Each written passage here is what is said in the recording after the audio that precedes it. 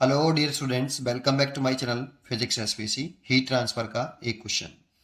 6 identical conducting rod are joined as shown figure.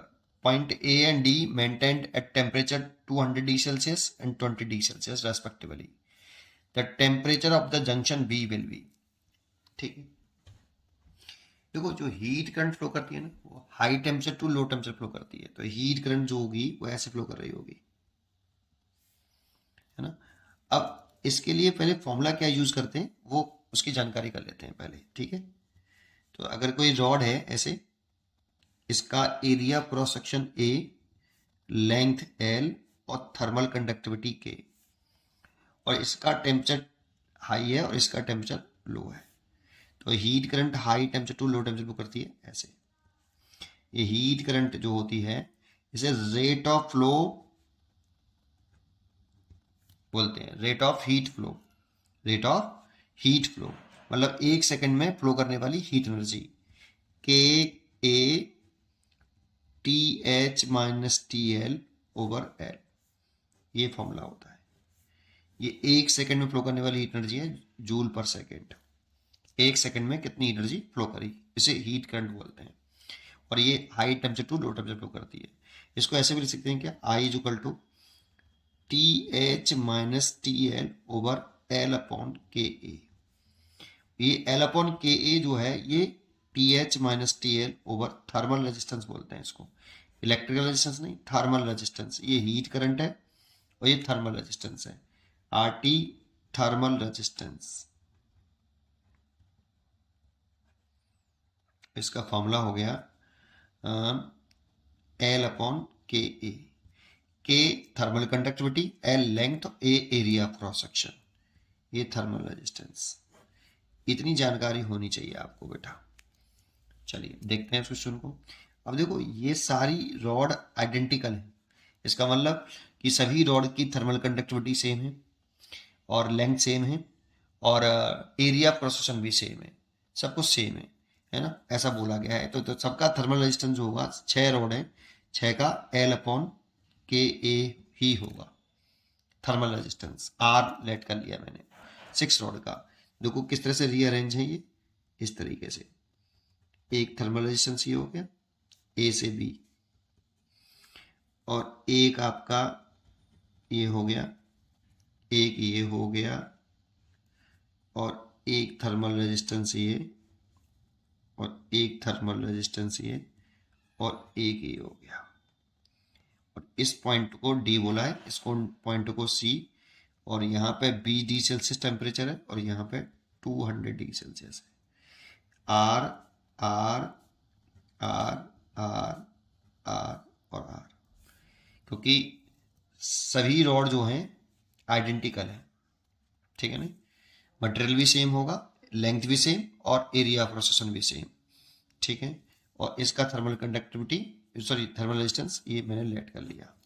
अब क्या करो, देखो ये दोनों जो रेजिस्टेंस हैं ये सीरीज में कनेक्टेड हैं। तो सीरीज में आर और आर 2R हो गया, और ये दोनों भी सीरीज में, तो ये 2R हो गया। तो कुछ इस तरह से डायग्राम बन गया बेटा कि इसका पूरे वाले का, ऊपर वाले का जो रेजिस्टेंस है और नीचे वाले का जो रेजिस्टेंस है कुछ इस तरह से हो गया। ये बी है, ये सी है, इसका रेजिस्टेंस 2R और इसका भी 2R, सीरीज में ना था आर। और ये 2R और 2R पैरेलल में है, तो 1/2R प्लस 1/2R पैरेलल में कर लो तो 1/R आएगा, तो दैट मीन्स R आ जाएगा। इसका R हो गया, इसका भी कुछ इस तरह से हो गया। ये R, ये भी R और ये भी R। ये आपका पॉइंट हो गया B और ये पॉइंट हो गया C, और ये आपका कौन सा था A और ये था D।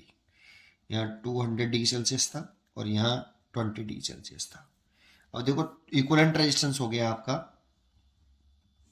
इक्विवेलेंट रेजिस्टेंस लिख लेते हैं इसको। ये 20 डिग्री सेल्सियस और ये 200 डिग्री सेल्सियस, और इक्विवेलेंट हो गया 3R। ये इक्विवेलेंट रेजिस्टेंस आ गया 3R। इसमें हीट करंट, देखो हीट करंट जो चलेगी ये ऐसे चलेगी,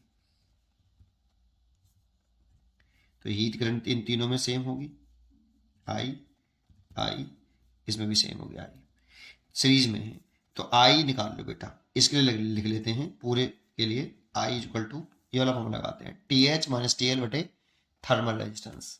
टी एच हो गया 200 और टी एल हो गया 20 और थर्मल रेजिस्टेंस हो गया 3R।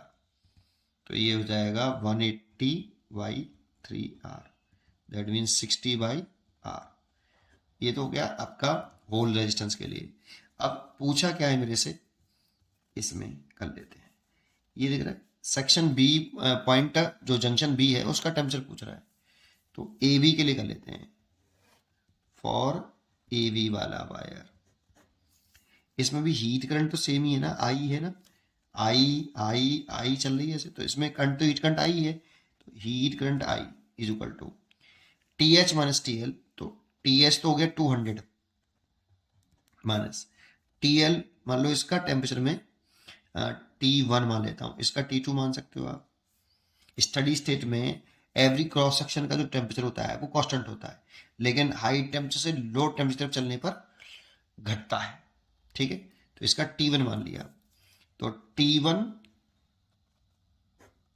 ओवर इसका रेशियो कितना है R। ये फॉर वायर ए बी के लिए हीट करंट तो सेम ही है ना आई, और टेम्परेचर डिफरेंस हो गया 200 माइनस के T1 और इसका थर्मल रेजिस्टेंस हो गया R, ठीक है।